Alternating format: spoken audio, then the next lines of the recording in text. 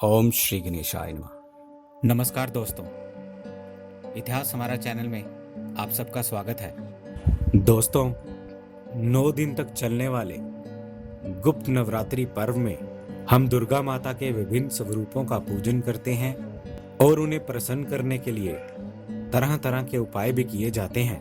ऐसा माना जाता है कि गुप्त नवरात्रि में उपाय करने का सबसे ज्यादा और तुरंत लाभ मिलता है, क्योंकि ये बने ही हैं तंत्र साधना के लिए, माता को प्रसन्न करके अपनी मनोकामना पूर्ण करने के लिए।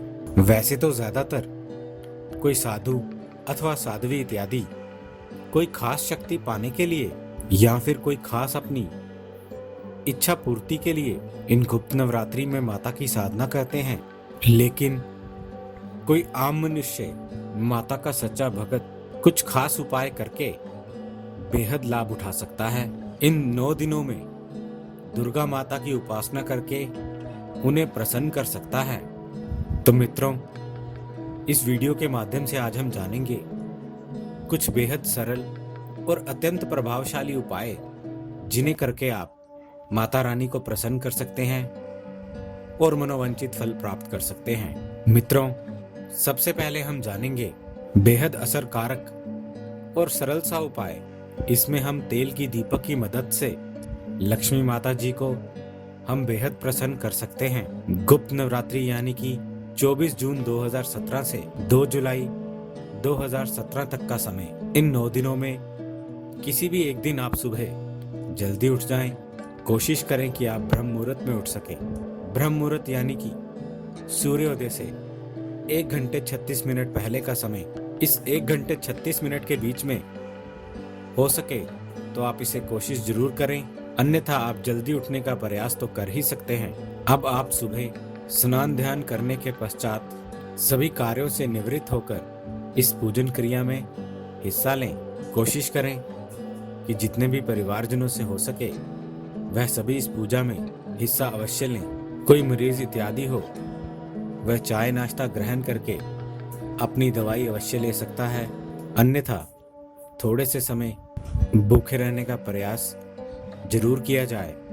अगर आप व्रत नहीं भी रख रहे हैं, अब आपको अपने घर के मंदिर के समक्ष ही उत्तर दिशा की ओर मुख करके बैठ जाना है। बैठने के लिए कोशिश करें कि आप पीले आसन का प्रयोग बिल्कुल साफ सुथरा करके किया जाए, अन्यथा कोई पीला कपड़ा भी उपयोग में लिया जा सकता है। अब आपको तेल का दीपक जलाना है। ये दीपक आप या तो बाजार से नया खरीद सकते हैं, अन्यथा पहले का रखा हुआ भी इस्तेमाल किया जा सकता है, लेकिन यह खंडित बिल्कुल भी नहीं होना चाहिए और साथ ही इसे अच्छे से धो के सुखा आप अवश्य लें। इसमें बिल्कुल ताजे और सरसों के तेल का प्रयोग आप करेंगे, जो कि बिल्कुल प्योर क्वालिटी का हो। तलने के लिए या फिर पहले से लिया गया खाने के उपयोग के लिए तेल का प्रयोग आप इसमें बिल्कुल नहीं करेंगे। आप इसके लिए थोड़ा सा अलग से सरसों का तेल लेके आएं। बत्ती बिल्कुल साफ रूप से आप अपने हाथों से ही बनाएंगे। बाजार से बनी हुई बत्ती कृपया करके इस पूजन सामग्री के लिए प्रयोग ना करें। अगर आप चाहते हैं कि आप इस उपाय से अत्यंत लाभ उठा सकें और जल्द से जल्द इस उपाय के परिणाम आपको नजर आए, कोशिश करें कि आप 9 दीपक इस प्रकार के इस दिन जला सकें।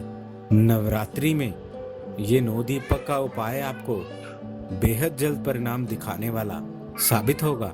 इन सभी में आपको सरसों के तेल का ही इस्तेमाल करना है और साथ ही एक थाली में रोली का उपयोग करते हुए स्वास्तिक जरूर बनाना है। यह अगर घर की महिला यानी कि आपकी पत्नी, बेटी, माता इत्यादि कोई भी करेगी तो तभी ये उपयुक्त रहेगा। आखिर में अगर आपसे मुमकिन हो, चावल यानी अक्षत की एक ढेरी बनाकर उसमें एक श्री यंत्र जरूर रख लें। श्री यंत्र जो आपने पूजन गृह में ही रखा हो उसे आप साफ कर इस पर रख सकते हैं, इसका इस्तेमाल कर सकते हैं, अन्यथा आप बाजार से नया भी खरीद कर ला सकते हैं। आपके पूजन घर में एक श्री यंत्र तो होना ही चाहिए। इस श्री यंत्र को अब आपको तिलक लगाना है, इसको धूप, दीप, बत्ती इत्यादि दिखानी है। अगर श्री यंत्र आप रखते हैं तो इस स्वास्तिक पर ही आप चावल रखकर उसके ऊपर श्री यंत्र को रखा जा सकता है। अब आपको सभी परिवारजन को अपने पूरे मन के साथ श्रद्धा पूर्वक दुर्गा माता जी की आरती और चालीसा पढ़ना है।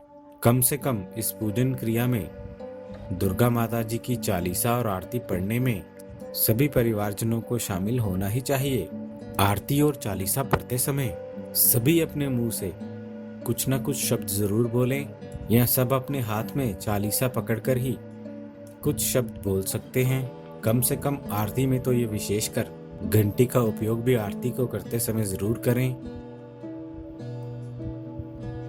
और साथ ही सभी अपने मस्तिष्क पर तिलक जरूर लगाएं। इसके पश्चात आंखें बंद कर हाथ जोड़कर पूर्ण श्रद्धा के साथ माता रानी जी को याद करें और उनसे अपनी मनोकामना पूर्ति की कामना करें, उनसे आशीर्वाद प्राप्त करने की प्रार्थना करें। इस पूजन क्रिया के पश्चात आपको ये श्री यंत्र अपने धन स्थान पर यानी कि तिजोरी, अलमारी इत्यादि में, या अपने कार्यस्थल या अपने घर में जहां भी आप धन संबंधी कागजात एवं धन रखते हैं वहां रख सकते हैं, या फिर पूजा घर में भी आप अगर इसे रखना चाहें तो इसे रखा जा सकता है।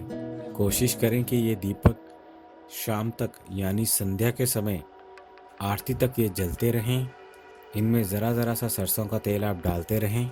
अन्यथा शाम को संध्या के समय जब आप माता रानी जी का पूजन करेंगे, आरती पढ़ेंगे, तो एक बार दोबारा इनको ज़रूर जलाया जाए। यह उपाय इतना कारगर माना गया गुप्त नवरात्रि के लिए। इसके लाभ आपको बेहद जल्द नजर आते हैं एवं धन संबंधित आपके जीवन से सभी परेशानियां दूर हो जाती हैं। सुख संपत्ति आपके घर में निवास करती है। ये सभी सामग्री आप बहते हुए जल में कभी भी प्रवाहित कर सकते हैं। ये दिए आप दोबारा इस्तेमाल ना करें तो बेहतर रहेगा। दोस्तों, इसी के साथ आज हम आपको बताएंगे गुप्त नवरात्रि में शिवलिंग के साथ किया जाने वाला एक बेहद असरदार और कारगर उपाय। आप किसी भी दिन सुबह के समय स्नान ध्यान करने के पश्चात भगवान शिव के मंदिर जाएं। अन्यथा आप ऐसे किसी मंदिर में भी जा सकते हैं जहां शिवलिंग की स्थापना हो।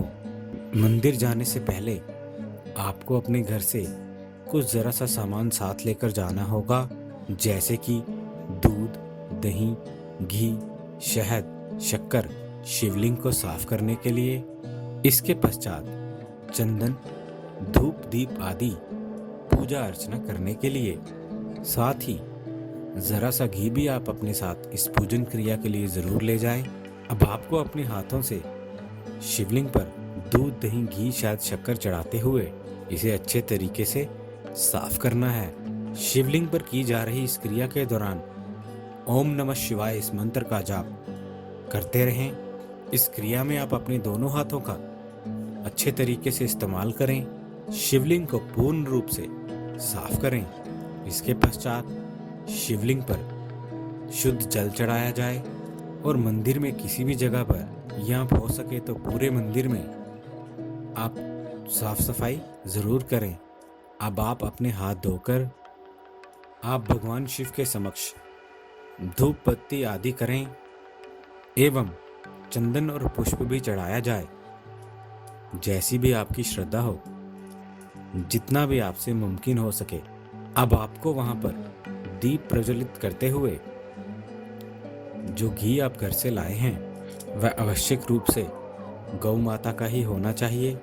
इसका उपयोग करते हुए चम्मच से एक एक बूंद घी डालते हुए, या जितना भी आप अपनी श्रद्धा से करना चाहें, 108 बार शिवलिंग पर आहुति जरूर देनी है। यानी कि शिवलिंग के समक्ष एक घी का दीपक रखकर उस पे आप एक एक करके एक एक बूंद 108 बार आहुति देंगे। अगर आप चाहते हैं कि आप चम्मच या थोड़ा ज़्यादा घी इस्तेमाल करना चाहते हैं तो दीपक उतना ही बड़ा आपको लगाना होगा। इस 108 बार में आपको 108 बार ही ओम नमः शिवाय मंत्र का उच्चारण भी करते रहना है, और इनके समक्ष आपको भगवान शिव जी की चालीसा और आरती भी ज़रूर करनी है। कोशिश करें कि इस क्रिया में भी सभी परिवारजन शामिल हो सकें। इसके पश्चात मंदिर के पंडित जी से आशीर्वाद चरण स्पर्श कर कर जरूर लें। अपनी श्रद्धा के अनुसार आप जरा सा प्रसाद भी मंदिर में भेंट जरूर लगवाएं। इसको भोग लगाने के पश्चात आपको गरीबों को, जरूरतमंदों में इसे बांट देना है। तो मित्रों, ये थे गुप्त नवरात्रि में किए जाने वाले सबसे ज्यादा असरकारक एवं लाभ पहुंचाने वाले अचूक उपाय।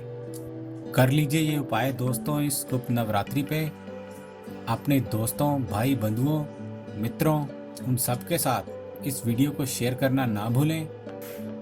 उम्मीद है दोस्तों आपको हमारे द्वारा दी गई ये जानकारी अच्छी लगी होगी। यदि आपको हमारे द्वारा दी गई ये जानकारी अच्छी लगी है तो कृपया हमारा चैनल सब्सक्राइब करें, हमारे इस वीडियो को लाइक करें और हाँ, शेयर करना ना भूलें। दोस्तों, हमें आपके सुझावों का भी इंतज़ार रहेगा, इसलिए प्लीज़ अपने कमेंट्स हमारे साथ शेयर करें। हमारे इस चैनल के साथ बने रहने के लिए आपका बहुत बहुत धन्यवाद दोस्तों।